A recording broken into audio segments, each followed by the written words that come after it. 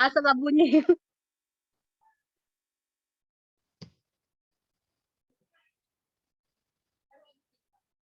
Fahmi. Baiklah, Assalamualaikum warahmatullahi wabarakatuh. Perkenalkan, kami dari kelompok 5 ingin mempresentasikan mengenai diskusi kami, yaitu mengenai stimulus kasus COPD dan ARDS. Yang beranggotakan saya sendiri sebagai moderator, Nurniati, Megasari, dan Rizky Ananda. Baiklah, pemaparan pertama akan disampaikan oleh Saudari Rizky Ananda. Kepada Saudari Rizky Ananda, saya persilakan. Baiklah, terima kasih untuk Nurmiati.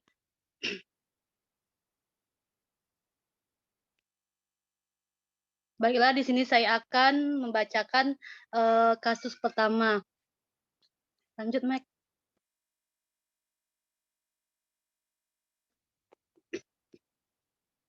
Seorang laki-laki berusia 47 tahun mengeluh sesak disertai batuk dengan RL36 kali per menit dan saturasi oksigen 90%.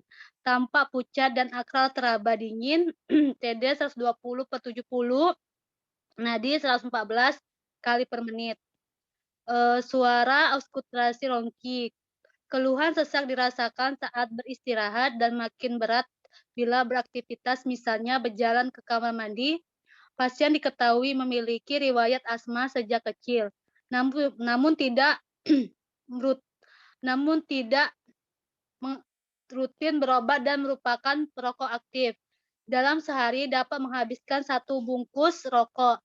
Pasien sudah sering keluar masuk rumah sakit dengan keluhan yang sama, yaitu sesak. Pasien juga sudah didiagnosa COPD sejak 7 tahun yang lalu. Pasien kemudian dirawat di RS dan pada hari ketiga kondisi pasien mengalami penurunan. Dengan ditandai penurunan saturasi oksigen 87%, pH darah 7,32, PCO2 350, pH CO3 20, RR 45 kali per menit. Tidak teratur dan dangkal. Dengan penurunan kesadaran, pasien kemudian dirujuk untuk rawat ICU. Lanjut.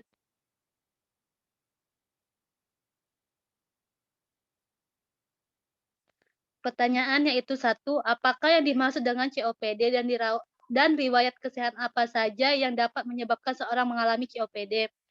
Chronic obstructive pulmonary disease atau COPD adalah untuk berbagai penyakit paru-paru yang mempengaruhi pernapasan.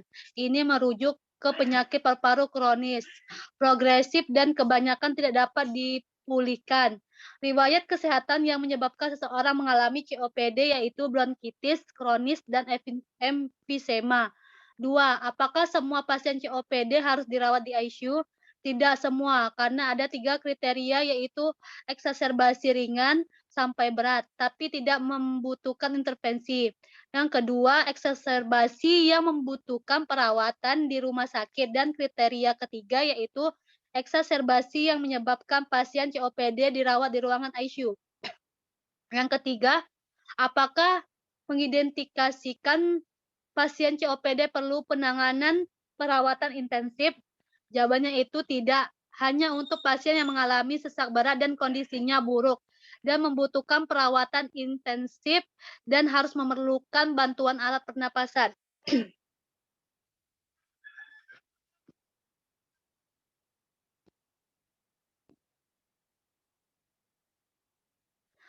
4. Deskripsikan patofisiologi yang mungkin terjadi pada pasien di atas sehingga dapat terjadi masalah keperawatan.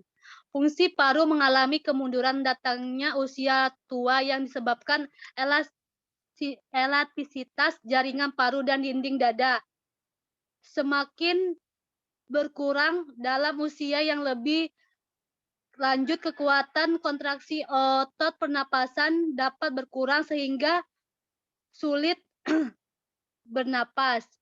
Fungsi paru menentukan konsumsi oksigen seseorang, yakni jumlah oksigen yang diikat oleh darah ke dalam paru-paru. Faktor resiko berobat di atas akan mendatangkan proses inflamasi bronkus dan juga menimbulkan kerusakan pada dinding bronkiolus terminalis.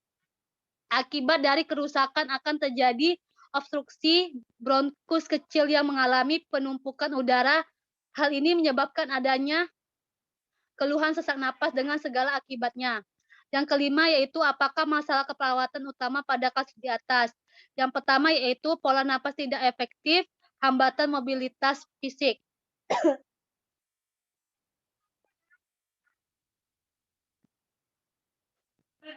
Keenam, susunlah rencana asuhan keperawatan berdasarkan masalah utama pada kasus di atas. Intervensi, pola napas tidak efektif. 1. Evaluasi fungsi pernapasan, catat kecepatan dispea, perubahan tanda vital, auskultasi bunyi napas dan catat bunyi. Yang ketiga, tinggikan kepala, tempat tidur, letakkan pada posisi semi-fowler. 4. Bantu klien untuk melakukan batuk efektif dan napas dalam. Kelima, bantu pasien mengatasi takut. 6. Berikan fisioterapi dada. Ketujuh, berkolaborasi dengan dokter dalam pemberian ekspektoran. Hambatan mobilitas fisik. 1. Monitor vital sign sebelum atau sesudah latihan dan dilihat respon pasien saat latihan. Konsultasikan dengan terapi fisik tentang rencana ambulasi sesuai dengan kebutuhan. Ketiga, bantu klien menggunakan tongkat saat berjalan dan cegah terhadap cedera. Ajarkan pasien atau tenaga kesehatan lain tentang ambulasi. Kelima, kaji kemampuan pasien dalam mobilisasi. Keenam, latihan pasien dalam pemenuhan kebutuhan ADLS secara mandiri sesuai kemampuan. Ketujuh, damping dan bantu pasien saat mobilisasi dan bantu penuhi kebutuhan ADLS, PS. Baiklah, kemudian akan dilanjutkan oleh Megasari, kasus kedua. Baik, untuk kasus kedua, seorang laki-laki berusia 57 tahun diketahui dirawat di ruang penyakit non-bedah dan mengalami penurunan kesadaran. Saat dikaji, RR 46 kali per menit, saturasi oksigen 83%, akral teraba dingin, tekanan darah 80/60 mmHg, nadi 100 kali per menit, teraba lemah. Segera dilakukan pemeriksaan AGD dan didapatkan pH darah 7,30, PCO2 55, PHCO3 28. Pasien diarahkan untuk mendapatkan perawatan intensif karena ditemukan adanya indikasi RDS. Selain itu, pasien diketahui mengalami edema paru akibat gagal jantung yang telah lama dideritanya. Hasil ronsen paru menunjukkan adanya edema paru masif dan kardiomegali. 1. Apakah ARSD? ARSD merupakan gangguan pernapasan berat yang disebabkan oleh penumpukan cairan di alveoli atau kantung kecil di paru-paru. Kondisi ini dapat membuat organ di dalam tubuh kekurangan oksigen sehingga membuatnya gagal berfungsi. 2. Bagaimana seorang diketahui menderita RDS? Seseorang dikatakan menderita RDS apabila dia merasakan gejala sebagai berikut. Yang pertama, napas pendek dan cepat, sesak napas, tekanan darah rendah atau hipotensi, kemudian tubuh terasa sangat lelah, keringat berlebihan, bibir atau kuku berwarna kebiruan atau sianosis, nyeri dada, denyut jantung meningkat atau takikardi, batuk, demam, sakit kepala atau pusing, dan juga bingung. 3. Apa yang mengidentifikasi pasien di atas memerlukan perawatan intensif? Karena ditemukan adanya indikasi RDS, selain itu pasien diketahui mengalami edema paru akibat gagal jantung yang telah lama dideritanya. 4. Apakah pemeriksaan AGD dan apa tujuannya?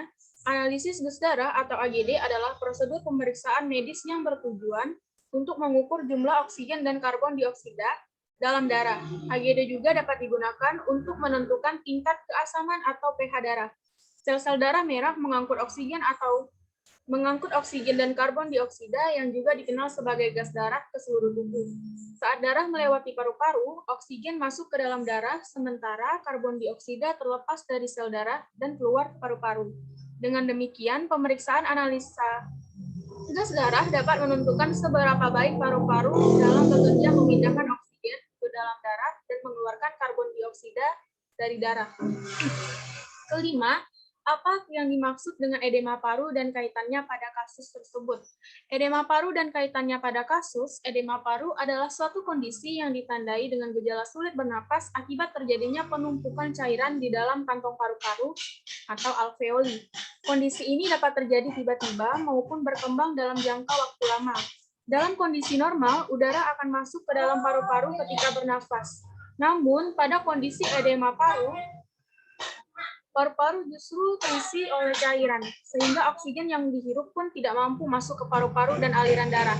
Edema paru dan kaitannya dengan kasus, yaitu dahulu RDS sering disebut sebagai edema paru non-kardiogenik, di mana edema paru non-kardiogenik merupakan kondisi yang diakibatkan oleh adanya kerusakan dan peradangan pada jaringan paru-paru.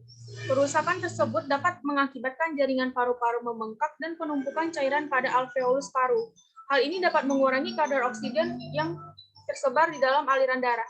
Pada kasus kedua yang kami bahas, diketahui bahwa pasien diketahui mengalami edema paru akibat gagal jantung yang telah lama dideritanya.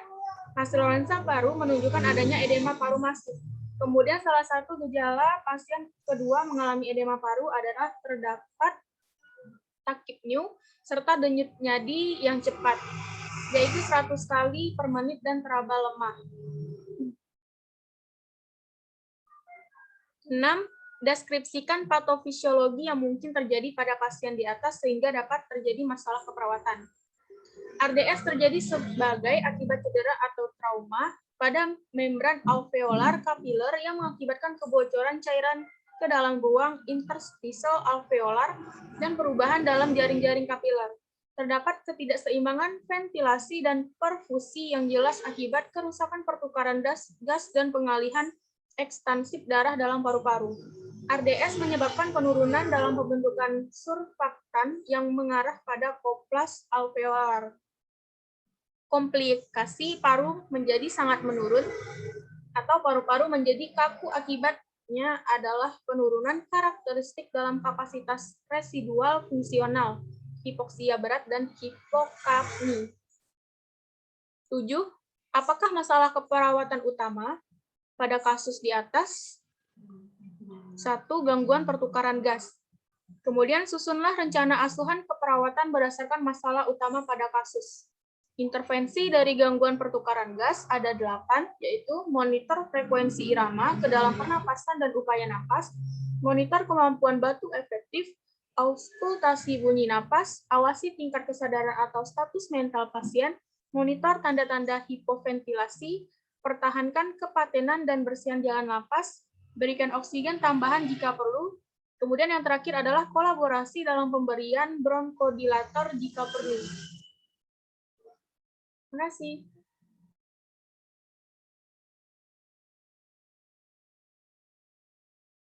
Baiklah, sekian pemaparan dari kelompok kami. Kurang lebihnya kami mohon maaf. Saya akhiri. Wassalamualaikum warahmatullahi wabarakatuh.